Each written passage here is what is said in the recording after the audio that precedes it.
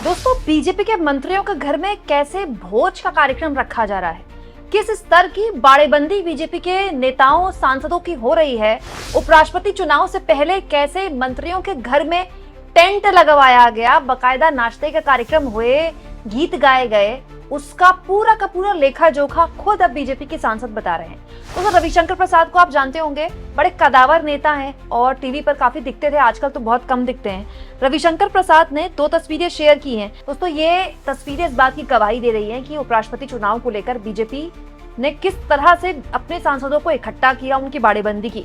देखिए दोस्तों, आज सुबह सबसे पहले तड़के मैंने आपको एक खबर बता दी थी और इस खबर के जरिए मैंने आपको सबसे पहले बताया था कि 10 बकायदा एक तरह की टीम्स बनाई गई हैं। ये 10 मंत्रियों को इस काम में लगाया गया है कि वो अलग अलग राज्य के सांसदों को इकट्ठा करेंगे, उनके घर जाएंगे तमाम सांसद, और उस राज्य के सांसद उन मंत्री के घर जाएंगे, वहां नाश्ता होगा, फिर वहीं से सब इकट्ठा संसद में आएंगे और फिर वोट करेंगे। मतलब ये सारे सांसद संसद की का गेट भी जानते हैं, संसद परिसर कहाँ है ये भी जानते हैं, सबको पता है। लेकिन क्योंकि चुनाव का वक्त था और क्रॉस वोटिंग को लेकर बीजेपी में घबराहट थी, इसीलिए तैयारी की गई। और ये जो बात मैंने आपको सुबह सुबह बताई थी दोस्तों, उस पर मोहर लगा दी रविशंकर प्रसाद ने। दोस्तों, मोदी जी के मंत्री हैं और बिहार से आते नित्यानंद राय। नित्यानंद राय को दरअसल जिम्मेदारी दी गई थी कि बिहार और झारखंड के जितने भी एनडीए के सांसद हैं, सब राय साहब के घर में जुटने वाले थे। नाश्ते का कार्यक्रम था और उसके बाद सब यहीं से जाने वाले थे। ये देखिए, बकायदा यहाँ पर आपको रविशंकर प्रसाद दिखाई देंगे, खुद नित्यानंद राय दिखाई देंगे, उपेंद्र कुशवाहा आपको यहाँ पर दिखाई दे रहे हैं। यानी आप कह सकते हैं कि एनडीए के सांसद भी यहाँ पर थे और बीजेपी के सांसद भी यहाँ पर थे। तो सब यहाँ पर जुटे। मंत्री जी के घर के बाहर देखिए कितना बढ़िया बैठने का प्रबंध है। इसके अलावा दोस्तों, मंत्री जी ने बकायदा आज टेंट वगैरह की व्यवस्था की थी। घर में टेंट लगाया गया था, बड़ा भगवा टेंट में। देखिए, जीतन राम मांझी यहाँ पर आपको दिखाई दे रहे हैं, तमाम एनडीए के बीजेपी के सांसद आपको यहाँ पर दिखाई दे रहे होंगे, खुद नित्यानंद राय यहाँ पर दिखाई दे रहे हैं। सब बैठकर नाश्ता कर रहे हैं और यहाँ पर हरिवंश भी हैं, जो कि राज्यसभा के अब उपसभापति हैं, क्योंकि जगदीप धनखड़ ने इस्तीफा दिया और अब देश को नए उपराष्ट्रपति मिलेंगे।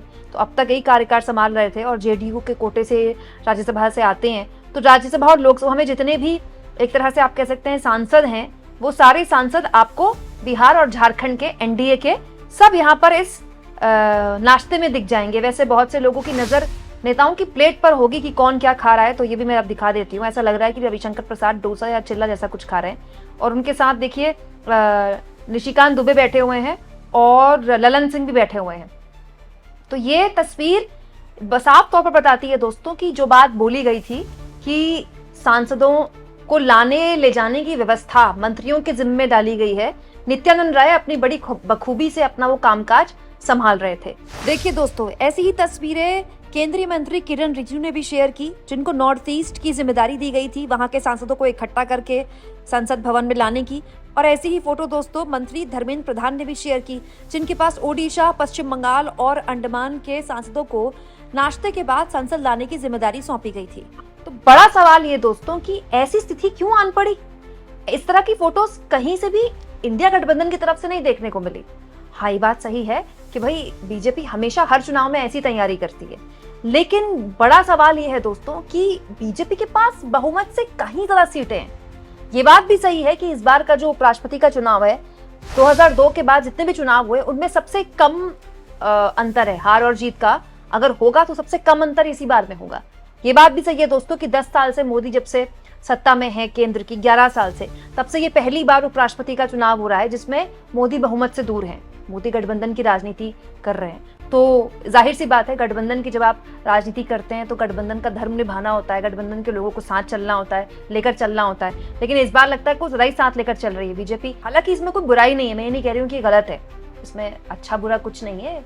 हर पार्टी अपनी तरह से इस तरह से इकट्ठा करती है सांसदों को, लेकिन इस टाइमिंग को लेकर जाहिर तौर पर बातें हो रही हैं कि हर मंत्री को इस तरह की जिम्मेदारी दी गई है। पीयूष गोयल को अलग जिम्मेदारी दी गई है, उनके घर में आज सुबह अलग चाय नाश्ता हुआ होगा। इसके अलावा दूसरे मंत्रियों को भी जिम्मेदारी दी गई है। इसके साथ साथ दोस्तों एक और इम्पोर्टेंट जानकारी, रविशंकर प्रसाद का जिक्र हुआ ही है, तो अभी कुछ दिन पहले रविशंकर प्रसाद का तब और मजाक बना था, तो तब रविशंकर प्रसाद सड़क पर उतरे थे मोदी जी की माता जी के अपमान को लेकर। मोदी जी आंखों में आंसू लेकर, सफेद कुर्ता पहनकर और गमछा वगैरह ओढ़कर करीब 25-26 मिनट रोए थे, भावुक हुए थे इस बात पर कि उनकी माताजी का अपमान कर दिया गया इस तरह की गाली देकर। तो आपको याद होगा एनडीए ने एक बंद बुलाया, उस बंद में रविशंकर प्रसाद भी सड़क पर उतरे और उनसे एक मीडिया चैनल ने पूछ लिया, एक पत्रकार ने पूछ लिया कि आप मोदी जी की माताजी के अपमान को लेकर सड़क पर उतरे हुए हैं और खुद तो मोदी जी तमाम तरह की बातें बोल चुके हैं, वो कई महिलाओं के लिए बोल चुके हैं। तो रविशंकर प्रसाद के पास जवाब नहीं था देने के लिए, तो रविशंकर प्रसाद ने कह दिया कि आप किनकी किससे तुलना कर रहे हैं।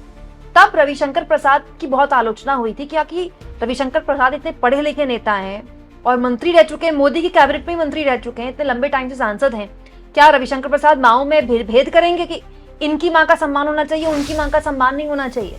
तब भी रविशंकर प्रसाद खूब सुर्खियों में आए थे और अब रविशंकर प्रसाद जो है इस तरह की फोटोज शेयर करके एक बार फिर से सुर्खियों में हैं। हालांकि इस तरह की बातों का अब वक्त है नहीं दोस्तों, क्योंकि आप कुछ ही घंटे, 2 घंटे 3 घंटे में वोटिंग खत्म हो जाएगी और उसके बाद नतीजे भी सामने आ जाएंगे। तो नतीजे तो सबको पता ही है, एनडीए के उम्मीदवार आराम से जीत जाएंगे। लेकिन इस चुनाव में मोदी अमित शाह को एक बात पता चली, मोदी अमित शाह को बाड़ेबंदी करना पड़ सकता है। हमको ये भी पता चला मोदी अमित शाह को उन सहयोगियों, उन लोगों से बात करनी पड़ेगी जो एनडीए के नहीं हैं, और उनसे बात करके भी बात नहीं बनेगी, हमको ये भी पता चला। कुछ दिन पहले दोस्तों नवीन पटनायक से मोदी ने बात की थी जब उनकी तबीयत खराब थी। कहा था नवीन बाबू दिल्ली आइए, फिर मिलते हैं। नवीन बाबू दिल्ली आए, लेकिन नवीन बाबू ने दिल्ली आकर फैसला ले लिया कि उनकी पार्टी उपराष्ट्रपति चुनाव में हिस्सा नहीं लेगी, एब्सटेन कर जाएगी। इसके अलावा दोस्तों बीआरएस भी एब्सटेन कर गई। इन दोनों पार्टियों से, खास तौर पर नवीन पटनायक से तो राजनाथ सिंह ने व्यक्तिगत तौर पर बात की थी कि आप हमारे कैंडिडेट को वोट दीजिए। लेकिन हालांकि नवीन पटनायक की पार्टी ने दूरी बना ली, इस पर भी कांग्रेस पार्टी आलोचना कर रही है उनकी पार्टी की कि देखिए तो बीजेपी की बी टीम की तरह बिहेव करते हैं। बट ये बात भी सही है दोस्तों कि ऐसा भी हमने पहली बार ही होते देखा है कि पटनायक साहब एब्सटेन कर गए, अकाली दल एब्सटेन कर गया, बीआरएस एब्सटेन कर गया। तो ये सब वक्त और हालात की बात होती है दोस्तों। जब आप गठबंधन की राजनीति करते हैं तो अलग तरह की राजनीति होती है। हाँ, लेकिन ये बात सही है कि सरकार के पास बहुत ताकत होती है, चाहे गठबंधन की ये सरकार हो। मैंने पूर्व भी गठबंधन की सरकारें देखी है, मैंने यूपीए सरकार भी देखी है, दोनों यूपीए 1 यूपीए 2 गठबंधन की सरकार थी। लेकिन ऐसे ही विवश होना पड़ता था मुलायम सिंह और मायावती दोनों को। न्यूक्लियर डील के मामले में मुझे याद है जब लेफ्ट ने सरकार से समर्थन वापस ले लिया था और सरकार के खिलाफ अविश्वास प्रस्ताव आ गया था, तो यही यूपी की 2 पार्टियां, मुलायम सिंह यादव, मायावती, दोनों सोचिए यूपी में सरकार में है एक और एक विपक्ष में है, और दोनों ने सरकार बचा ली। उस वक्त कहा गया कि मनमोहन सिंह की सरकार बचाने में यूपी की 2 पार्टियों का बड़ा हाथ है। क्यों? क्योंकि जब आपके पास सत्ता होती है, आपके पास अकूत ताकत होती है और हर पार्टी उस ताकत का इस्तेमाल करती है। हमने मोदी को ये करते देखा है पूर्व में। बस ये जो है कि मंत्रियों के घरों में नाश्ते हो रहे हैं, उन नाश्तों में गीत गाए जा रहे हैं, फिर वहां से सबकी एक साथ सबके सब संसद भवन आ रहे हैं, सुनिश्चित किया जा रहा है कि सारे सांसद पहुंच गए कि नहीं पहुंच गए। ये अपने आप में बड़ा दिलचस्प है। आप इस मुद्दे पर क्या सोचते हैं दोस्तों? कमेंट बॉक्स में जरूर लिखें। और जितना हो सके मैं बार बार आप लोगों से अपील करती हूँ दोस्तों, चैनल को शेयर भी करें, सब्सक्राइब भी करें, और थैंक्स और ज्वाइन 2 ऑप्शन है, आर्थिक तौर पर सपोर्ट कर सकते हैं आप चैनल को। इसके अलावा जो भी सोशल मीडिया आप यूज करते हैं उसमें चैनल की वीडियोस को शेयर भी करा करें।